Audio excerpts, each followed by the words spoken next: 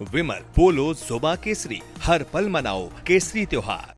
और जगहों पर जाना है हमको। इधर की पॉलिटिक्स जो है मुस्लिम समुदाय की पॉलिटिक्स वो ट्रायंगुलर है या आमने सामने की लड़ाई होगी? देखिए, ये ट्रायंगुलर भी है और आमने सामने की लड़ाई दोनों है। यहाँ के लोग जो है बहुत ही शिक्षित हैं, प्रसिद्ध लोग हैं, लेकिन इस बार का जो चुनाव का जो माहौल बनने जा रहा है, जो दिगर लोग भी हमारे यहाँ पे चुनाव प्रचार के लिए आते हैं, बहुत सारे नेता लोग जो अभी अभी नए उभरे हैं इस बार बिहार के अंदर, जैसे शिवराज सिंह हो गया और सभी कई दिगर पार्टी हैं जो क्षेत्रीय पार्टी, वो लोग भी अपना बाहुबली जमाना चाह रहे हैं। लेकिन यहाँ पर दो ही लोगों की मेन है कि एक कांग्रेसी लोग हैं जो प्रॉपर अररिया जिला में जो है आज तक कांग्रेस की सीट रही है और कांग्रेस की सीट रहेगी। अगर कैंडिडेट अगर चेंज होता है तो हो सकता है कि कांग्रेस की सीट इस बार रह जाए। अगर प्रत्याशी अगर चेंज नहीं होता है और उसी चेहरे को बार बार उसी चेहरे को हम पूछते हैं उसी चेहरे को क्यों देंगे आप? अदर भी चेहरा तो है, यहाँ के नेता में सिर्फ एक ही नेता है, अदर भी लोग हैं, उनको भी आप मौका दें और उनको भी मौका दें, उसको भी चुन के भेजे 5 साल के लिए, देखें वो क्या करते हैं। 15 साल से एक ही कैंडिडेट को हम लोग चुना जा रहा।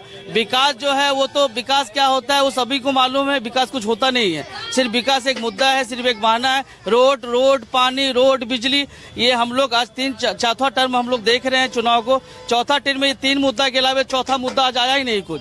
रोड, बिजली, पानी, रोड, बिजली, पानी नहीं आता है। यहाँ मुद्दा आता है डेमोग्राफी बदल गया, फिर आ जाएगा कि घुसपैठिया आ गया, फिर आ जाएगा कि वोटर लिस्ट में गड़बड़ी। हम ये आप तब देखेंगे जब चुनावी मुद्दा जब होती है, तब आप घुसपैठी के विषय में बात करेंगे, ठीक है। और ये जैसे ही खत्म होगी, ये चुनाव जैसे ही खत्म होगी, कोई घुसपैठी नहीं होगी, किसी तरह की कोई जो है यहाँ पर लोग कोई आतंकवाद नहीं होगा, कुछ नहीं होगा। जब तक ये चुनाव स्टार्ट है, ये चुनाव खत्म होने के बिहार में जो है इसके बाद सारा चीज खत्म हो जाएगी। ये नेता लोगों की पॉलिटिक्स है।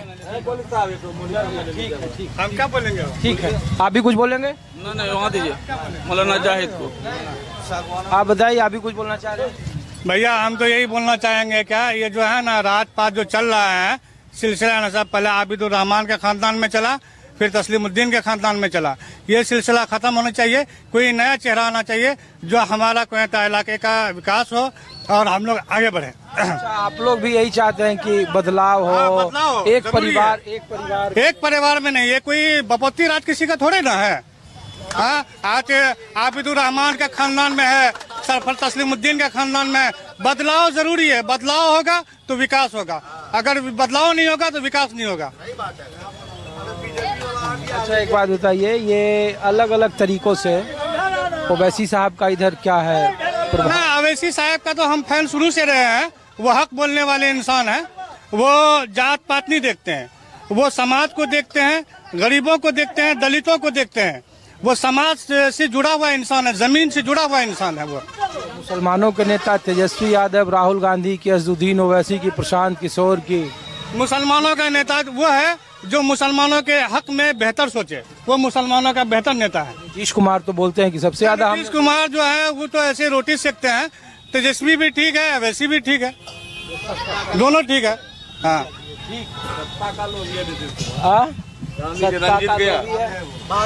चलिए ठीक है।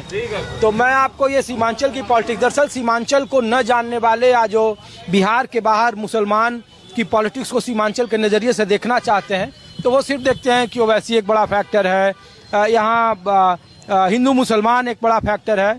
तो इसके अलावा भी बहुत सारे फैक्टर हैं और फैक्टर ये है कि टिकटों में बदलाव, एक परिवार का किसी राजनीतिक पार्टी में पुराने कई सालों से वर्चस्व, और इसका उन्हें नुकसान उठाना पड़ता है। क्या नाम है आपका? वसीम अकरम।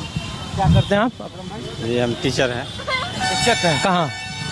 यहीं बगल में है, 10 किलोमीटर। अच्छा, हम लोग दिल्ली से हैं और चुनाव है तो माहौल देखने आए कि क्या है।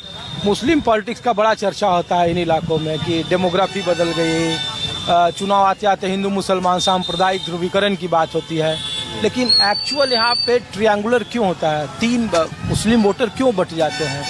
और इधर इन इलाकों में एनडीए को क्यों ज़्यादा फायदा हो जाता है? 24 में से 12 सीटें एनडीए गठबंधन को, 5 सीटें ओवैसी साहब ले जाते हैं और जो M-22 समीकरण है इधर टूट जाता है। ये तो मुस्लिम बहुल्य इलाका है, लेकिन जहाँ तक हमारी बात है तो हम लोग नीतीश कुमार को शुरू से वोट देते हुए आए हैं, इस बार भी नीतीश कुमार को वोट देंगे।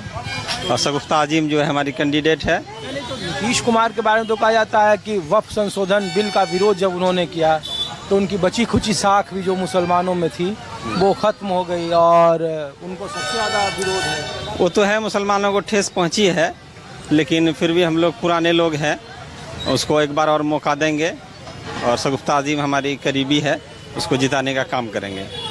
तो इसलिए मैं आपको ये दिखा रहा था कि कई सारे ऐसे फैक्टर हैं सीमांचल की पॉलिटिक्स में जो यहाँ इंडिया गठबंधन के कमजोर प्रदर्शन के कई सारे कारण रहे। सिर्फ सीमांचल की राजनीति में उसकी डेमोग्राफी, उसका घुसपैठिया, उसके ध्रुवीकरण ही एक बड़ा मुद्दा नहीं है, बल्कि जमीन पर टिकटों का बंटवारा, एक ही राजनीतिक दलों में पुराने कई सारे परिवारों का वर्चस्व और उससे भी कहीं ज़्यादा मुसलमानों की राजनीतिक जो महत्वाकांक्षा है वो सबसे ज़्यादा इधर उफान पर होती है। इसीलिए यहाँ बटेंगे तो कटेंगे जो उत्तर प्रदेश का राजनीतिक नारा है, सीमांचल के मुसलमान समुदाय और उनकी पॉलिटिक्स के बीच में ये सबसे ज़्यादा लागू होता है। इसीलिए यहाँ की लड़ाई त्रिकोणीय होती है और इसीलिए सीमांचल की राजनीति आखिरी वक्त तक ये तय नहीं हो पाती है कि किस तरफ हवा बहेगी, किसके खिलाफ जाएगी, किसको यहाँ से सफलता मिलेगी। लेकिन ये इलाका काफ़ी निर्णायक है और तय करता है कि बिहार में इंडिया गठबंधन की राजनीति अगर कहीं